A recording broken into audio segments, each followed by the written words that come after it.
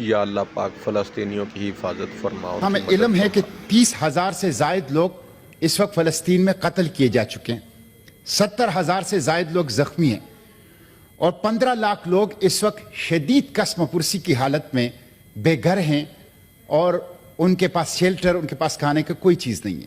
جو فلسطین کی تصویریں آ رہی ہیں، ویڈیوز آ رہی ہیں، خبریں آ رہی ہیں، وہ بہت ہی اندوہناک اور خوفناک ہیں.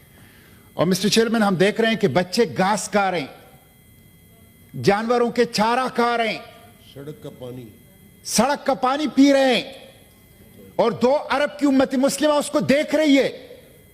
ہم اپنے جمیلوں میں پڑے ہوئے ہیں. انسانیت مر رہی ہے انسانیت.